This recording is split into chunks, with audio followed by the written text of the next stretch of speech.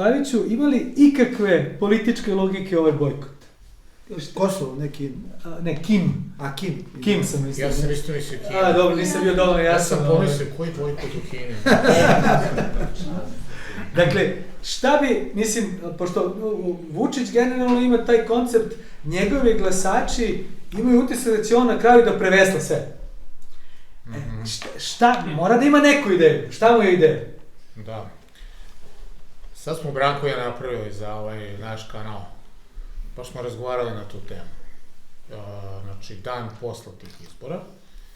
I vratili smo film unazad 10 godina. Pošto smo tada organizovali prve demonstracije... Nikad granice, protiv granice, koju su uspostavili naprednjaci i socijalisti na administrativnoj granici. Znači, niko pre njih. A posle toga i protiv Briselskog sporazuma. Znači, mogli smo lepo da uporedimo, pošto smo bili na licu mesta, stanje tad i stanje sad. Znači, kad je krenula socijalistička naprednjačka politika prema Kosovu i Metohiji, na severu Kosova si imao sve ljude koji su izabrani po zakonima Republike Srbije. Znači, sve lokalne vlasti, imao si civilnu zaštitu, imao si čuvare mosta, imao si prisustvo tvojeg MUP-a, imao si prisustvo tvoje državne bezbednosti. I tužilaštvo i sudstvo. Tužilaštvo i sudstvo, tako je. Mogu si da ulaziš slobodno. Mogu si ti da ulaziš, mogu si da dovedeš svoje prijatelje iz inostranstva, niko ti ne traži vizu, zato što nije postao takav režim. Rosu nije mogao da primiriše na sebe Kosovo. Probali su, jedan je dobio metak u glavu, jedan je, ja mislim da još dobio batine, jednostavno, neke su izvukli nekim helikopterom KFOR-a, znači nisu mogli, nisu smeli da uđu preko mosta Kamoli da prave ekscesa u Mitrovici. Znači, tamo je bilo slobodno. 10 godina, i šta se desilo? Vučić i Dačić su naterali te ljude da izađu na prištinske izbore. Uterali su ih u tu lažnu državu koju mi ne priznajemo. Poslali su žandarmeriju dole iz Srbije da zaplaše taj narod i da im prete da izađu na izbore, da se odreknu svoje države u korist šiptarske države. Pošto taj prvi krug izbora je bojkot uspeo, izašlo je manje od 10% ukupno, ja mislim da... Kao sad, otprilike... Da, nije sad manje nego to. Pod prisilom, pa opet izašlo, ja mislim, u proseku 4 opštine negde oko manje 7 i nešto posto, to je maksimum. Šta se desilo, kad su vidjeli da će izbore propadnu, poslali su partiji po fantomkama koji su razbili glasačke kutije da bi se poništili izbore. Da bi se ponovili. Da bi se ponovili i to puta su onda pojačali prisustvo žandarmerije. NATO je dopustio da uđe naša žandarmerija, pustio Vučiću da uvodi red za račun dole OVK praktično i da natera naš narod da uđe u taj konclogor u kome su danas. Tad je bojkot bio loš. Sad je bojkot genijalan. Ali, pre 10 godina ti si imao sve instrumente da se suprotstaviš nekom Kurtiju. Danas oni su razoruženi. Razoružala ih je sopstvena država. Razoružala. Predala ih je, bukvalno, stavila ih je u kave sa divnim zverima. Ja tako moram da se izrazim. To je bilans. Za 10 godina, to je krah njihove politike. To što je on sad uspio da organizuje bojkot, pa oni nisu imali izbora više. Ali sa kojim idejom je on to, mislim, šta on misli da može to dobiti? Pa ne, zato što za 10 godina ništa nije dobio, predao je sve. Znači, rekao sam to više puta, jer vi možete da zamislite neko od tih ajkula političkih, da tako pregovaraju u mestima, upravnim odborima, o ministarstvima, u javnim preduzećima. Kao da ću ja, prvo ti dam ovome mom protivniku ili koalicijnom partneru, dam ti sve, a onda ja moljakam za svoj deo. Tako mi pregovaramo po znacima navoda, znači mi potpisali Briselski sporazum, jednostrano sve ispunili što smo mogli, oni ništa, ali mi nastavljamo da ispunjavamo. Ja lično smatram da je to sve bila samo maska da bi se predalo Kosovo. Da uopšte nije bilo namere s naše strane ozbiljno da se ispuni išta od Briselskog sporazuma i da to jeste izdaja. Ali da jednostavno nisu uspeli da isporuče ono što su obećali do kraja. Nema potpisa, znači nisu uspeli da validiraju tu lažnu državu i problem je taj što narod je protiv toga. Oni su probali sa promenom svesti kad su došli na vlast. Probali su svašta. Vučić je pričao, koliko puta ste čuli priču da mi nemamo ništa na Kosovu. Njegove reči. Veličanje Murata. Veličanje Webera. Počeo je tako što je govorio o tome što je doveo u pitanje ubistvo 6 srpskih momaka u kafiću Panda u Peći 99. godine, za koji se zna da je tu uradila OVK. On je odjednom to doveo u pitanje, u smislu ja znam koji, iste je neprijatna, znači može da doneše samo jedan zaključak, da su to uradili naši. Nikad nije dao ni jedan dokaz za to, ali je uveo crnu sumnju u javnost. Znači, Vučić je probao na sve načine da srpsku javnost ubije u pojmu, da mi u glavi prihvatimo da smo Kosovo izgubili, nije u tome uspeo. To je njegov veliki, ogroman problem, nije narod prelomio u mozgu, kao što je to uspeo Milo Đukanović da uradi delimično u Crnoj Gori. I ovo je sad vađenje. To mu je slamka sada, praktično taj... Ovo je vađenje, jer on sad mora da ima nešto da pokaže, zato što nije dobio ništa. Nije čak dobio ni tu bednu zajednicu srpskih opština. Znači, on više ne može da nam na foru, tako moram da se izrazim, da kaže, jednostavno, on nema šta da pokaže za ovih 10 godina. Marko Đurić je 2016. godine rekao smo dobili 5-0 u Briselu. Toga se svi sećamo. 5-0, zato je dobio nagradu da postane ambasador. Tih 5-0 je to. Oni su dobili pozivni broj, raspuštanje svih naših institucija, urušavanje, likvidiranje odbrane severa Kosova, a Srbi južno od Ibra se osjećaju mnogo manje bezbedno nego tada. Sa Srbi južno od Ibra mi smo razgovarali s njima dok smo išli dole 2013. godine na sever Kosova, dolazili su tamo mnogi Srbi iz južno od Ibra, govorili su oni se osjećaju sigurnijim, dok je sever tvrđava, kao što je bio. Nije više. Mogu da špartaju kako god hoće Kurtijevi specijalci koji su zločinci. Gazivode, tako je. Znači, sve smo predali, praktično skoro sve, samo nismo potpisali nezavisnost. Aleksandre, a kako bi komentarisali ovu jučerašnju izjavu, makar ja nisam do danas čula Vučića da komentariše da je Kosovo okupirano? Pa to je jedan korak u dobrom pravcu, zato što je to tačno. I da se mi razumemo, ja nemam ništa protiv da sada uvideo si da si grešio sve ove godine, ajde napravi neku pravu stvar, reci pogrešio sam, naša politika je bila katastrofalna, nazovi stvari pravim imenom, ali počni na konkretno, a ne samo na rečima, on je to rekao. Ali on će otići 2. maja, opet će otići. I ko zna šta će tamo obećati, i na šta će ponovo pristati. Znači, do sad smo 100 puta čuli priču, neću više s njima da razgovaram, oni su lažovi, i onda ovde s njima razgovara, sa lažovima. I opet neki novi ustupak, da. Tako je, znači jednostavno reči nisu dovoljne. Tačno da je to okupacija. Okupirano nam je celo Kosovo. Celo Kosovo je okupirano. Ali da vidimo šta proizilazi iz tih reči. Dobro, misliš, kombinacija bojkota i prihvatanja toga bi mogao da bude znak nekakvog zaokreta. Mitre... Ne samo to, ima tu mnogo stvari koje treba da se uradi. Može da ode sad na Savet bezbednosti u četvrtak. Rusi presedavaju Savetom bezbednosti. Imamo široko polje za delovanje u Savetu bezbednosti dok Rusi presedavaju Savetom bezbednosti. Da, ali Ameri mogu da ukinu vizu Lavrovu. Ne, Lavro je tamo. Dobio je vizu. Da, to sam čuo. Dobio vizu. Mitre, zašto su Albanci toliko bitni Amerikancima? Što je to toliko njima važno? Pa oni se opredelili, koliko ja razmišljam o ovom mirnom periodu, za Albance kao strateške partnere na ovom prostoru.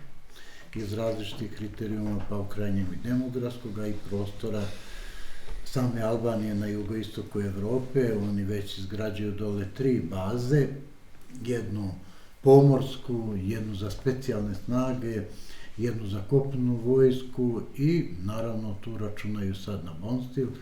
Mislim da čitava ova ujdurma oko Kosova i Metohije, ovog sporazuma i aneksa, ide u pravcu davanja posredno legitimiteta pod navodnicima da Kosovo bude primljeno u NATO pakt i time bi Amerikanci zaokružili donekle taj prostor. Crnu Goru imaju potpuno pod kontrolom, Makedoniju toliko su nazadili da ne može bez njih ni da diše, Grčka je tradicionalno pod kontrolom, jugoistok Evrope je njihov, naredna faza borbe je za Bosnu i Hercegovinu da uđe u NATO, a onda kada Kosovo i Metohija, odnosno Kosovo, lažna NATO država od početka, uđe u NATO pakt, oni računaju da će dovesti ili očuvati postojeću garnituru koja će sama podneti zahtev za članstvo Srbije u NATO paktu, time bi ovu crnu rupu na Balkanu zatvorili. Mi moramo poći od realnosti upravo da je Kosovo okupirano, ali nažalost i da je Srbija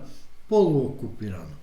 Dosta smo ovih pitanja prethodno čuli, da smo mi u takvom statusu da ne kontrolišemo u pravom smislu ni privredne resurse, niti financije, da posredno upravlja sa nama i Međunarodni monetarni fond i Svetska banka, preko političara upravlja drugim funkcijama države, od politike, odluka. Vidimo kako glasamo u jednim nacijama, gdje je ta naša samostalnost. Mi se više borimo za međunarodno priznate granice Ukrajine nego za granice svoje države. I olako i lažno preko ovih sporazuma mi u suštini prihvatamo da se naša granica pomeri sa Košara na Merdare, na Jarinje, a nikada nismo, ni dok su Crna Gora, Albanija, Makedonija ratifikovali granicu sa lažnom državom Kosovom, nismo uručili nijedan protest, nismo nikada rekli, doneli odluku Skupštine ili vlade da ne priznajemo ratifikaciju granica sa lažnom državom, da to smatramo svojim delom teritorije. To je taj podanički mentalitet i to je to upucavanje svojih nacionalnih interesa i da na pravom mjestu moraju se naći pravi ljudi koji se rukovode nacionalnim interesima, a ne interesima globalističkih elita. Kod nas politika, nažalost, i ljudi koji je predstavljaju od takozvane oktobarske revolucije pa do danas, mada izrazito loše posle 2012. godine, više gledaju na to šta će im ko iz koje zapadne ambasade naložiti, reći, nego šta o tom pitanju, tom problemu misli izvorno narod u Srbiji. Tako i gledam na ovo pitanje Kosovo i Metohije. Narod nije izdao Kosovo i Metohiju, i ako se to desi, vlast sebe vuče u izdaju i da na taj način bude zapamćena kao sramna vlast u istoriji koja je htjela da dovede do takvog ishoda. Mislim da narod ima potpuni legitimitet da zbog tajnosti, zakulisanih pregovora, obećanja, ucena, poništi sve te sporazume jednog dana, pa i ove koji su postignuti sad, od Briselskog sporazuma pa do danas. Branko, pošto smo već na tom pravnom osnovu, odakle uopšte pravo, odakle uopšte Vučić može bilo šta, potpisao, ne potpisao, nije bitno, kako on uopšte može to da uradi sa svoje funkcije? Zašto to uopšte ima neki značaj šta je on uradio? Ima nekoliko tu stvari za trenutak. Odgovorit ću na pitanje, samo se vratimo ovo okupacije, jel? Ipak treba konstatovati da je KFOR inicijalno prisutan, jeste to struktura NATO, ali prisutan po rezoluciji 1244. Kada to prerasta u nešto što možemo kolokvijalno nazvati i okupacijom, onog trenutka kada Srbija po rezoluciji 1244 traži da se njene vojne snage vrate na Kosovo kako je predviđeno, a oni kažu nije vreme. Što se i desilo. Da, to se naravno desilo, ali kad kažeš nije, pošto je predviđeno da se vratim, pa kažeš nije vreme, to može da bude stvarno, nije kraj aprila, ali bit će 4. juna. To je u redu. Osim što je prošlo 24 godine. Ali ne možda kaže 24 godine, ajde da kažemo možda prve 2 nismo ni tražili, ali posle toga Kome jesmo. tražimo? Pa ti to tražiš formalno u prvom koraku od KFOR-a, od tih struktura NATO, pa ako oni neće, onda moraš da se obratiš Savjetu bezbednosti Ujedinjenih nacija i kažeš, izvinite, ovi izigravaju rezoluciju. I da digneš tu priču na jedan mnogo veći nivo, što mi nikad nismo radili. Taj drugi korak apsolutno nikada nismo uradili. To nije uradio Sloba, to nije uradio Ne, Đilas. nema Sloba. Kako nije mogao? Sloba nije ništa kriv, to je tek... Rezolucija 1244 kad je doneta, dok je on još uvijek bio na vlasti. Pa jeste bio, ali to je bilo jedno turbulentno vreme. Ali postoje čak i pripremljen odred, ajde. Bio je, kako ne. I promovisan. I vrlo dobro, evo, Čegenera Bolja kaže, dobrovoljaca i vrlo dobro... Znači, znala se kojih je tih 1000? 800 i nešto, ako Pripremljeno bilo, a hoću reći da ovaj podatak u ratu, da kažem, u borbi protiv NATO pakta, bio sam u specifičnoj ulozi sa generalom Forcom i još jedan pukovnik u tom mini timu, analizirali smo stanje, svaki dan predlagali neke mere. Kada se došlo u zonu završetka rata i videlo se da će morat vojska da se povuče, tada je predloženo da se urade ove jedinice civilne zaštite, da se ostavi deo lakog naoružanja koji po međunarodnom pravu može da se ostavi, da se očuva vlast na severu gdje je srpsko stanovništvo i to je funkcionisalo od tada, a posle učvršćeno negdje 2004. 5. godine. I nažalost došli smo u situaciju da smo sve uradili mi na svoju štetu i sada hoćemo da se žalimo narodu. I ovo što sve političari naši govore narodu da je kriv Zapad, NATO, pa ima negdje tu i njihove krivice. Nije baš sve ni NATO, ni Evropska unija dovela do ovakvog stanja. Ovo se vratimo na ovaj drugi deo. Zašto Vučić?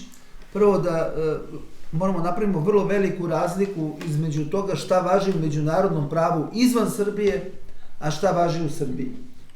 U Srbiji, kod nas, ova vrsta važnih ugovora, kao što je briselski i onda ovaj Brisel 2, ovo što sledi, oni moraju biti ratifikovani u Skupštini kao zakon, da bi bili validni, da bi bili pravno valjani, jel?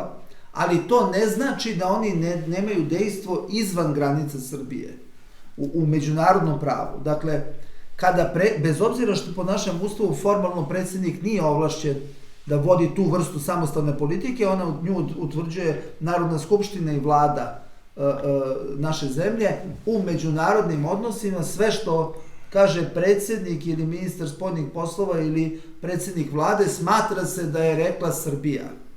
Moglo bi, kada Vučić ide negde da pregovara evo 2. maja, da Brnabić ga pošalje dopis i kaže, molim vas, Vučić se lažno predstavlja, on nema nikakvo ovlašćenje da govori u ime Srbije. Onda bi to bio problem i na međunarodnom planu. Zvuči skroz, verovatno zvuči skroz.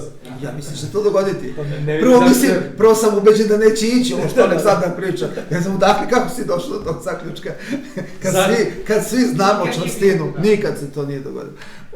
Dakle, kad neko ko po ustavu baš i nema ta ovlašćenja, ali po međunarodnom pravu se pretpostavlja da ima. Predsjednik vlade i ministar spoljnih poslova ne dokazuju ništa. Polazi se od toga da oni imaju sva ovlašćenja. A ako nemaju, onda država kaže, u tim pregovorima oni imaju ovlašćenja dotle, ili delimično, ili taj ne može, i tako dalje. To može naknadno? Pa ne može. Znači, može naknadno u smislu da ga ovde procesuiraš, pa da on u svojoj odbrani kaže, mene su tamo pritisni, ucenjivali i ne znam šta, onda to postaje relevantno u smislu... Ništavan ugovor postaje. Jeste, imaš pravo ništavosti i možeš da ga rušiš, ima nekih pravnih tamo, ima mogućnosti da se to poništava. Dakle, to što nije to perfektno po našem ustavu, ne znači ništa spolja. Njima je to perfektno i oni su u pravu što smatraju da je to predstavljanje međunarodno perfektno. Što se tiče samog saglasnosti, ja ne delim to mišljenje da je saglasnost postignuta pod pretpostavkom da ono što Vučić svaki put kaže odmah čim izađe sa sastanka da je rekao da postoje crvene linije. Je tačno. Ako on kaže saglasan sam, ali imamo crvene linije, to u pravu nije saglasnost. Saglasnost je kad neko kaže da li ti hoćeš ovo, ja kažem hoćeš. to je saglasnost. To sam na jednoj televiziji pokušao da objasnim, ovo je saglasnost. To je saglasnost. Ako ja kažem ovo, to već nije. Da.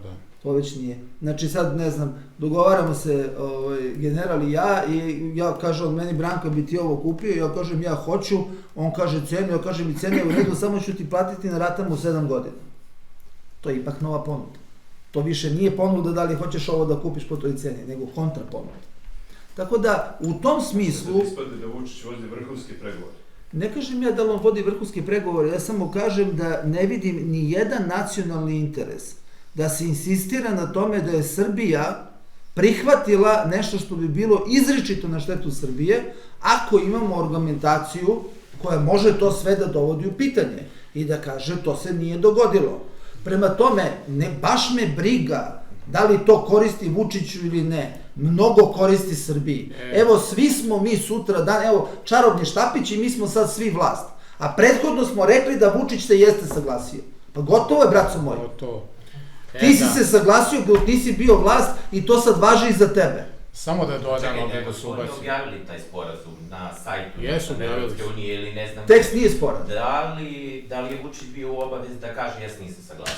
Rekao je, čim je izašao... Rekao usmeno, ali da li je potrebno bilo nešto potrebno? Pa i nema potpisa, nema potpisa. On nema razloga. Jedno drugo je usmeno, Nema potpisa. Da ima... Izašlo je to postoji sad i pismeno. I gde su oni rekli, on se s tim saglasio. To me liči na oglasnu tablu suda. Na oglasnu tablu suda gde je nešto objavljeno, da se neko saglasio i postoji tekst na koji se saglasio. I sada bi on trebao po meni nekako to da ospori. On osporava. On osporava stalno. On stalno osporava i kaže ne, ja sam rekao da ćemo mi to da sprovodimo do naših crvenih linija. Ta rečenica do naših crvenih linija u pravu znači da je on dao kontrapredlog. Sad bi Evropska unija i Albanci morali da se oni izjasne da li su te crvene linije za njih prihvatljive, kao odstupanje od teksta koji je objavljen. Dakle, on nije rekao ja sam prihvatio ovaj sporazum, tačka. A ne znamo koje su te crvene linije koje... Zna predsjednica Grčke. Mi ne znamo, a predsjednica Grčke zna, kaže, bila je u poseti, ja sam joj sve rekao. I šta je ovo i šta je ono, tako da predsjednica Grčke zna, ali mi koji biramo vlast Vučića, koga god, mi ne znamo. Ono što mi javno, što je rečeno, je da su crvene linije nema priznanja i nema prijema Ujedinjenih nacija. To smo čuli kao neke crvene linije. Da li je, gospodine Paviću, prioritet Amerikancima ulazak Kosova u NATO ili to priznanje? NATO. Njima je to dovoljno. Hipotetički projekat, ovaj Open Balkan, sad što ga stavno najavljuju, desi se taj ulazak Kosova u NATO, desi se brisanje granica, taj paket ceo, i on preko rame ugura i to Kosovo, takozvano, u taj Open Balkan. Obriše se ova prelaz Brnja, kako se zove, Jajina, i pojavi se on, eto, ja pobedio, nema više granice. Razumete što vam kažem? Pa ne može to... Da to može se desiti? Evo, Pavić. Mislim, može svašta da se desi. Stvari samo u tome, nama je važno da mi ne priznamo ništa od toga, da ne postoji potpis naš na svemu tome. To je najvažnije od svega. Znači, kad smo već ovde sad gde jesmo, to je sada od najveće važnosti, to neće ni Vučić nikad uraditi. Neće on potpisati nezavisnost Kosova. On zna šta bi to značilo i ipak, prko svemu, nijedan srpski političar neće dođi u istoriju kao neko ko je potpisao nezavisnost Kosova. Ne postoji taj. Čeda Jovanović postoje, on nikad ne može dođi na vlast. Znači, Čanak postoje, nikad ne može dođi na vlast, Đilas ne može nikad dođi na vlast. A iskreno rečeno, ako bi neko od njih došao na vlast i to probao da uradi, ne bi dugo živao. To znaju. Tako da, to se neće desiti. Mi smo sad došli u paradoksalnu poziciju, ovo što je Branko počeo da priča,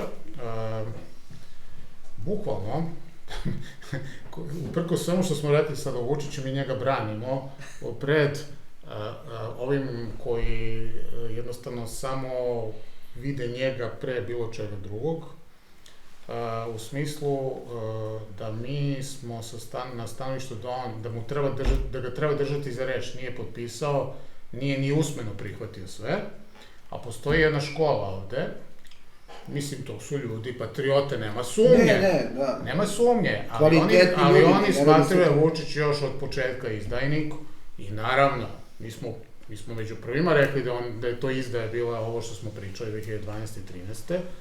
Ali, da bi dokazali da on izdajnik, oni sada se upinju da dokažu da on jeste usmeno pristao, ali to nas zakopava. Ako mi svi kažemo da, on je usmeno priznao. Ako on kaže nije usmeno priznao, zašto bi mu mi stavili reči u usta? Bilo je bukvalno 2 nedelje, jedno suočavanje ili 3 nedelje, mislim da je bila Tanjug televizije, Boško Obradović i Čanak. Boško Obradović, pošto su mu rekli da tako govori, kao po Bečkoj konvenciji i usmeni pristanak je dovoljan da je to priznanje. Čanak je rekao, izvinite, samo da vas prekinem, slažem se. Znači, ja sam bio na 2 sastanka patriotske opozicije, ja sam rekao, nemojte to da radite, zato što, nemoj da govorimo to, zato što naši neprijatelji to žele da čuju od nas. Jer ovo što je Branko rekao, sutra doći će neko na vlast ko je protiv ovoga svega, ali ako si ti rekao, saglasi se sa strancima da mi jesmo pristali, šta onda? Nemaš više politiku. Znači, ti si se saglasio sa time da smo mi priznali Kosovo. Pa ne, možemo mi da mrzimo Vučića, koliko god hoćemo, ali nije u nacionalnom interesu da mi stavimo reči sad u usta i da ga prikažemo gorim nego što jeste. Znači, evo, on je danas ponovio, to sam video, nisam ništa potpisao. Rusi podržavaju to da Srbija nije ništa potpisala. Dovoljno. I daću vam čak jedan primer sad iz prakse. Evo, Bosna i Hercegovina. Bosna i Hercegovina, muslimanski predstavnici u Bosni i Hercegovini non stop glasaju za rezolucije protiv Rusije, za sankcije Rusiji. Šta Rusija govori? Rusiju ne zanima Bečka konvencija. Oni kažu, Republika Srpska se nije sa time saglasila, znači ustavno to nije valjano, prema tome što se nas tiče niste uveli sankcije nama, što izluđuje ove u Sarajevu, zato što bi oni strašno hteli da je Bosna uvela sankcije njima, i sada da ti se vodiš ovom legalističkom školom kao pa predstavnik države je to rekao, glasao je za to, znači usmeno su, ne samo usmeno, nego i pismeno su dali saglasnost za sankcije, znači ispada da mi po toj školi treba kažemo pa jesu uveli sankcije BiH. Znači Rusija kaže ne, niste nam uveli sankcije. Znači, ja sam škole mišljenja sledeće, pravo više nema primat u međunarodnim odnosima, nego politika. Ti nemaš obavezu pravnu prema onima koji krše međunarodno pravo.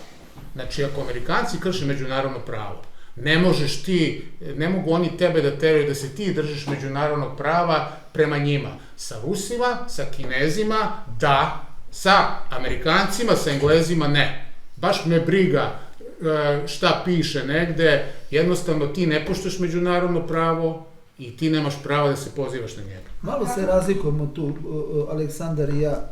Naime, kad si mali, moraš da iskoristiš svaku pukotinu, da koristiš legalnost u svoju korist. Ovde je problem kod nas, kod tih inače dobrih ljudi, koji tumače preko onoga... Većinom su dobri, ne baš svi. Pa da, većinom, da. Oni tumače preko onoga što je normalno. Oni baš navijaju da je saglasnost postignuta, iako postoje argumenti, pravni argumenti, koji idu na drugu stranu. Tako da, jednom kad iscrpiš pravne argumente, onda je ovako kako je Aleksandar rekao. Ali uvek treba prvo se voditi računa da te protivnik ne dovede do te ivice. Apsolutno. Da si ti izgubio pravne argumente. Tako da, Jovana, ovo što ti rekao, ako oni uđu u NATO, to je kasno. Čitava borba mora da bude u našem čvrstom stavu da se ne bi preokrenula Španija, Rumunija... Stavak za Savet Evrope. Pa, ostali su. Španija i ovi su... Ali to je dosta važno. Da je postignuta saglasnost, jer zaista u tom sporazumu je predviđeno da mi prihvatamo da je Kosovo država kao i Srbija. Ne kažemo da je država, ali prihvatamo da je država kao i Srbija. Da je to stvarno tako, koji argument bi imala Španija, ovi su bili neki uzdržani, neki protiv. Ali niko od njih nije rekao glasam da za to da uđu u Savet Evrope. Od ovih koji nisu priznali nezavisnost Kosova. Niko. Da je Amerika, da su ovi koji kažu gotovo je to, Vučić je to popisao, da oni imaju taj argument. Pa kako bi neki Španac rekao, Srbija se saglasila s time, ali ja neću.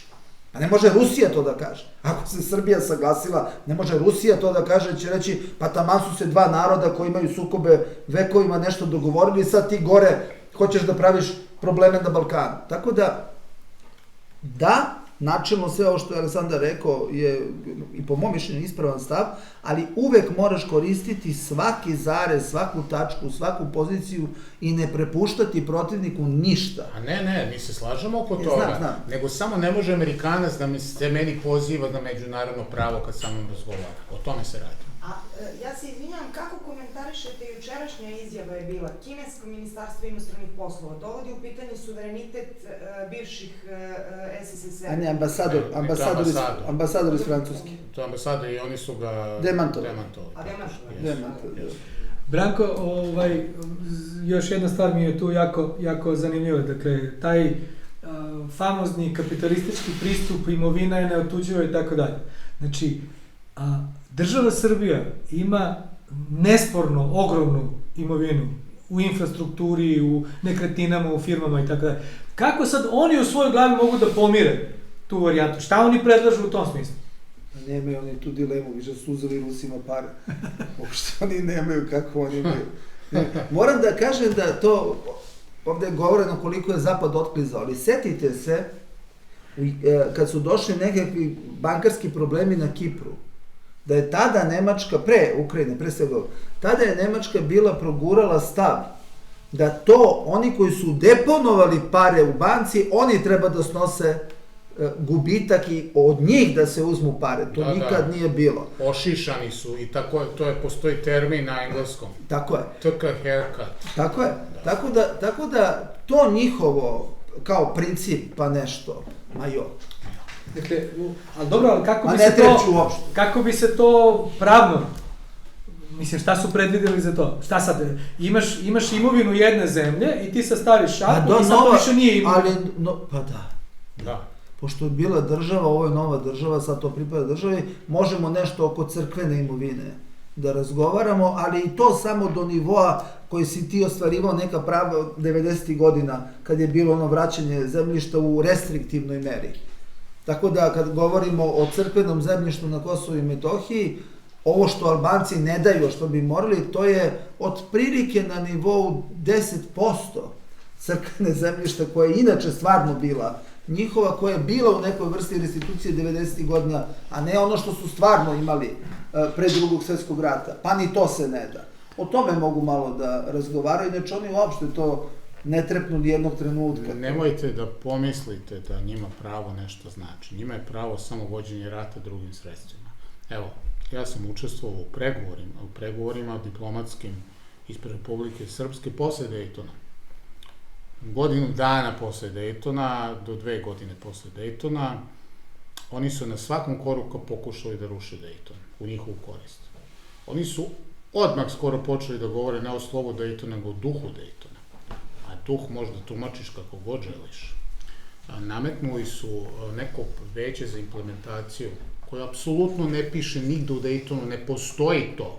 Ne postoji, to nije dejtonska struktura, nema. Ali oni odlučuju tome da li neko se pridržava Dejtona ili ne, i mnogo su pomogli visokom predstavniku da smenjuje političare, da neke strpa u zatvor, bukvalno, da nekima oduzme građanska prava. To je radio Pedi Ashdown nekoliko godina u BiH. Znači, Dejton, onoliko koliko im ti daš, toliko će oni da uzmu. Nema veze šta piše. Apsolutno nema veze šta piše. Znači, to mora da bude jasno.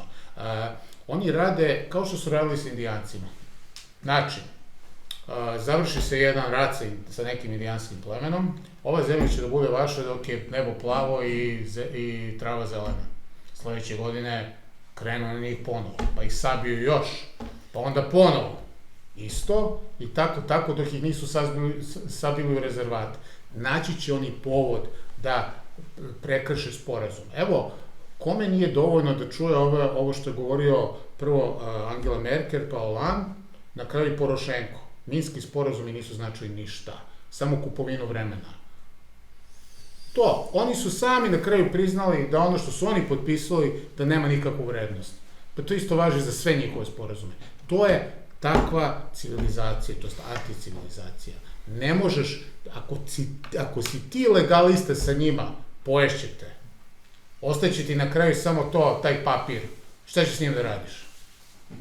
Znači, moraš da znaš s kim imaš posla. Jer oni ne poštuju ugovore, ne poštuju imovinu. Kad su van njihovih interesa. Znači, poštuju samo ako kažeš ne i ako si spreman da u tom smislu da braniš to svoje ne. Konkretno. Mitre, samo pomenuo se da su planirali da podele SSSR na 7, odnosno Rusiju na 7 delova i 6 satelita. Na koliko su planirali da podele nas? Mislim, verujem da im prihvatanjem nekim konačnim Kosova to ne bi bilo dobro. Moram od ovog sporazuma krenuti. Ja na ovaj način vidim sporazum i aneks Ohridski, da potpis neće oni do kraja i donatorska konferencija, možda i tad ne budu tražili potpis, ali će dati neke donacije za lažnu državu Kosovo i za Srbiju. Ali njima ovakav sporazum odgovara. Videli smo sad na Savetu Evrope, sledeća instanca jeste NATO, što sam malo pre rekao, a sledeća je članstvo Kosova u Evropskoj uniji.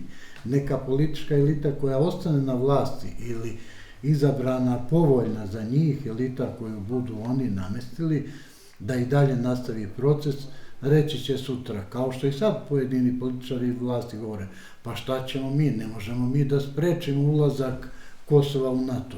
Ne možemo mi, malo će se buniti oko Saveta Evrope, da sprečimo ulazak u Savet Evrope. Ne možemo da sprečimo ni integraciju Kosova u Evropsku uniju. Šta nama vredi tad, da li smo potpisali ili nismo potpisali. Ovakav sporazum kakav jeste, morala se od njega ograditi i vlada, i predsjednik, i skupština, i reći ovakav sporazum nećemo ni da razmatramo. Jer da se to desilo, nikada Kosovo ne bi moglo da uđe u NATO. Ovako, ostalo je zabeleženo na elektronskim medijima da se u načelu prihvata sporazum, to je potvrđeno posle aneksom u Ohridu, to je njima dovoljno da dovrše proces integracija Kosova u regionalne međunarodne organizacije kako oni žele. Njima ne trebaju ni Ujedinjene nacije, to je njima sporedna stvar. Razmatra se u nekom narednom koraku, pošto stoji iza velikog projekta, a to je Velika Albanija, stoji Amerika, da u prvom koraku posle, kad uđu NATO u Evropsku uniju, da im i bez priznanja Ujedinjenim nacijama ponude integraciju u zajedničku državu preko referenduma na Kosovu i referenduma u Albaniji. Obostrano ispoštovane demokratske procedure, na taj proces više Srbija ne može da utiče. Kako bojažljivo sad govorimo, dole su NATO snage, pa mi ne možemo dole ništa. Mi dole možemo sve ako hoćemo. Samo je pitanje naše volje i odluke. To je. A defetizam, kada mi govorimo od strane političara, kako će se vraćati kovčezi, onda kakvoj državi mi odbrani možemo govoriti? Pa da, točno tako. Ali samo jedno pitanje generalno. Mislim, na brojno stanje sad vojske naše i sebe u tom 90. godine, meni je deda bio general pukovnik, ima 275.000 vojnika. Ovde sad od Vardara pa do Triglava, sve zajedno, uključujući tu takozvanu Kosovo, nema 60 i kusur hiljada u svim tim vojskama. Da li vi smatrate da su ovi namerno demilitarizovali čitav ovaj region i plus 15 godina, mislim 15 i 16 godina, koliko se ne služi obavezan vojni rok? Mislim, mi da bi to vratili, zna se kako se vraća teritorija. Kao što su Hrvati, nažalost, učinili naše stanovništvo u Republici Srpskoj krajini, tako se vraća teritorija. I to je jedini način. Pa naravno, s čime, ako mi moramo da se stabilizujemo, što kaže gospodin Pavlović, da bi došli do toga. Naravno da treba. 20 i nešto hiljada vojnika imamo. Pa borbeno, da kažem borben deo, kada izuzmete logističke delove, ministarstvo i ove neborbene delove, ustanove poput akademije, VT-a i slične, onda naravno da nemate previše borbenog sastava. Vojnici, odgovorni za vojsku, davno su predložili da se nastavi sa služenjem vojnog roka. Nema vojno neutralne države u svetu koja nema služenje vojnog roka. Ali i to je očigledno da ti političari koji donose odluku o tome su pod pritiskom vodećih zemalja NATO pakta da se to ne desi. I od tuda, evo vidimo, sporadično pred izbore, neko izađe i kaže vratit ćemo vojni rok i onda se to pitanje zaboravi, niko o njemu ne govori. Mi imamo ratnu vojsku, ljude koji popunjavaju, koji više ne mogu donositi ni sebe, a kamo da nose borbenu opremu 20 kilograma na sebi. Ja znam da Grčka, pošto imam prijatelje, Australijance i Amerikance sa grčkim pasošima, oni su morali da služe, ili da donesu dokaz da su služili u matičnoj državi. Evo imam i prijatelja ovde, znači 3 ili 6 meseci moraju da osluže. Pa naravno, to i kod nas ne bi se išlo arhaično kako se služilo nekad. Ima novih modela obuke, ne treba puno primjera poput Austrije, Švajcarske. Ili ima naša vojska te razrađene modele? Ima, znači sve je u pitanju politička odluka, a ima i vojska analize koje govore u prilog tome da je neophodno da se nastavi. Drugo, kod nas je povoljna klima, ljudi su svesni problema koji vise državi i naciji nad glavom. Mi ovako mirovnim ustupcima stalno na svoju štetu ugrozit ćemo i druge delove Srbije. Neće to biti kraj. Zašto bi bio? Dakle, ti sad imaš siledžiju koji ti uzima pare i sad ću ja sam da mu dam pare, pa on neće da mi traži. Pa zašto mi ne bi traži? Tako je. I mislim da slabo radimo na onom planu pridobijanja Albanaca za svoju stvar. Ono što često politika greši od 99. nisu svi Albanci bili za ovu stvar. Dosta Albanaca je svojim životima i porodica platilo takozvanu državu Kosovo. I mislim da dosta ljudi odozdo više gleda ka Beogradu nego kao Tiraniju, u domenu i zdravstva, i obrazovanja, i mode, i izleta, i ne znam koji drugi sadržaje života.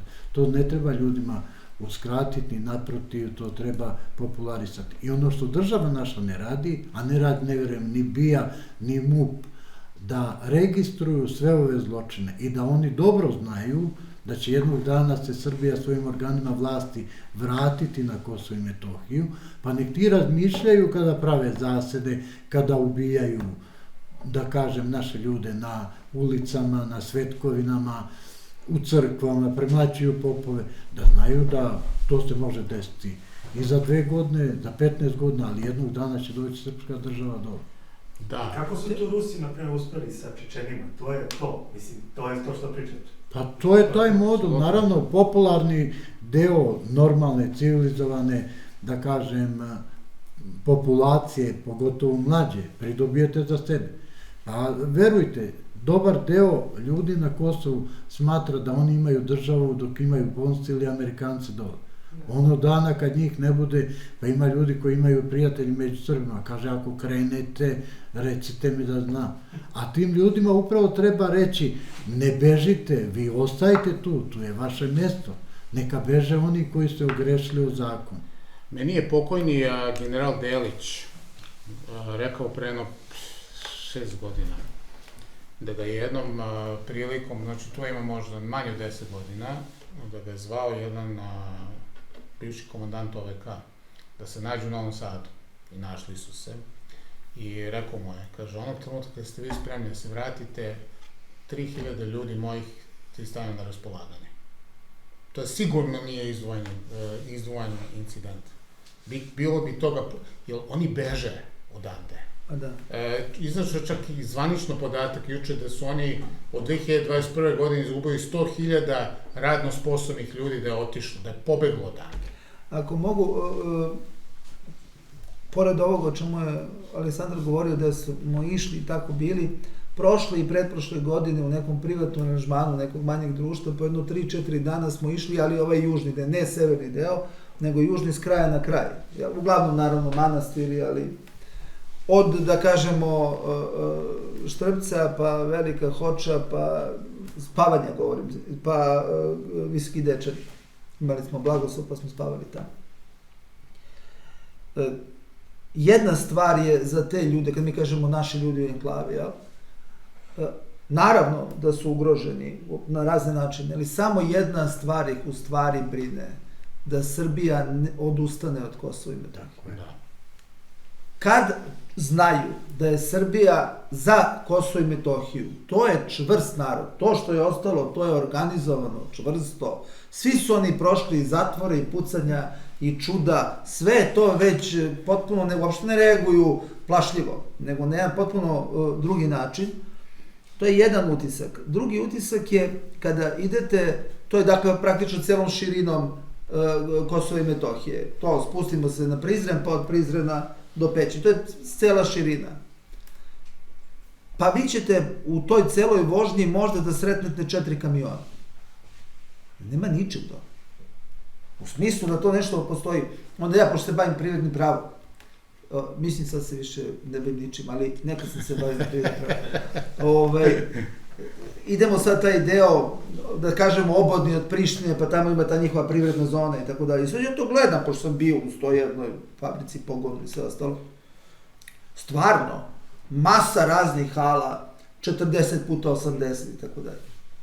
80% tu nema nikoga. To je sagrađeno. Tu bukvalno nema nikoga. Niti ima čoveka, niti ima parkiran automobil u 3 popodne. Nema ničega. U ovih 20%, pa to daj Bože da radi sa 20% kapaciteta. Plafon. Ogroman broj nekih kuća izgrađeno, sve spušteno roletno. Tu niko ne živi. Sava Janjić Iguman, visokih dečana, pošto oni naravno imaju neuporedivo bolji uvid od bilo koga od nas, je prosto dnevno žive dole, on kaže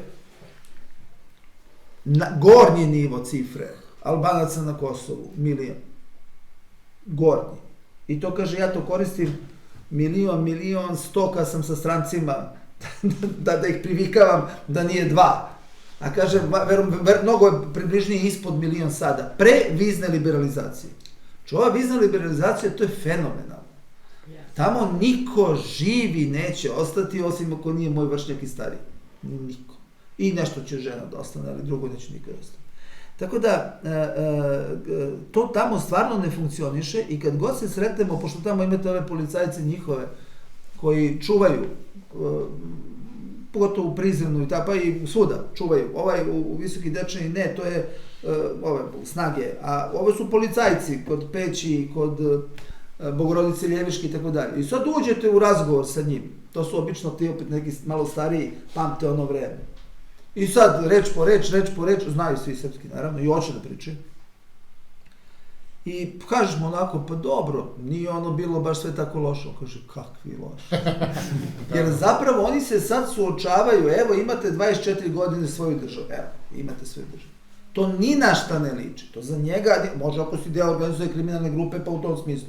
Ali ovako, ni na šta ne liči. Jednu stvar su radili fenomenalnu, nema kocki. Uopšte nema klađenja kockarnica, ničeg nema. I stvarno gone. Tako da ovo što mi imamo, ovo trovanje oko svih mogućih, sve veće raskrenice imaju 5 kladionica. To kod njih nema. To je jedna jedina stvar koju sam vidio da je dobra. Ovo drugo je... Ima to i Vera ne da. Ne kaže, pa ne da mu Vera ni drogu, pa nekako nisam siguran da je uspešno jednako. Dobro, možda ne primenjuje na sebi, nego... Da, hoću da kažem da na kraju probajte da odvojite neko vreme, otidite, baš smo bili kod ovog Petrovića, spavali smo kod njega kome su oduzeli vino u Velikoj Hoči, između ostalog odlično vino. Tako da, jako organizovano. Onda nas naš provedu tamo, pa recimo oni sad naprave na nekom spratu neki dom kulture, ima 450-500 Srba tamo da preko zime, kada je loše vreme, mladi imaju gdje da se okupljaju, pa ne znam, pikadu, pa imaju ove stolove za šah, pa bilijar, pa znaš neke kao, sad oni to premaju, to jako organizovani ljudi, čvrsti, zna se ko šta radi. Dobro su organizovani. Najtužnije je zapravo bilo u Orahovcu, jer to je baš bukvalno enklava. To je bukvalno oko crkve, to što ima tih 100-150 ljudi i to je to. I to je jedno veliko dvorište oko crkve. Taj sveštenik u crkvi je neki mlađi čovjek, on je odličan. On je odličan. U Goraždevcu je bio neki sveštenik, ne daj Bože. Znači, taj je bio ljud što smo mi došli u crkvu, strašno bio ljud. On znao da si ti ateista, to je zbog toga. Da. Što je uopšte morao da ustane od kuće, da dođe, da otvori i tako. A ovo je fenomenalan i onda ta sva deca, bez obzira na uzrast, koliko god ih ima, tu se okupili, tu ipak bezbedno, ipak ima ograda, Ne može sada kad neko prođe kolima ili nešto, pa se tu igraju i tako dalje. Bila je tu i ova Pavlina koja divno peva i tako. U tom smislu, strašno im to znači, strašno im znači kada dolazimo, ovi pametniji dole kaže, nemojte molim vas samo da dajete neke izjave i da pravite selfije, jer onda vam zabrane da dolazite, nama to ništa ne znači što ste vi napravili i okačili na neki svoj nalog, a znači nam kad dođete ovde. Pa se vidimo, pa popričamo, s druge strane, pravo da vam kažem, ja namerno tamo ostavljam novac gde god mogu. Odmah taj restoran ako treba duplo naruči, da ostavljaju po manastirima naravno, da ostavljaš, jer to u stvari njih vrlo drži.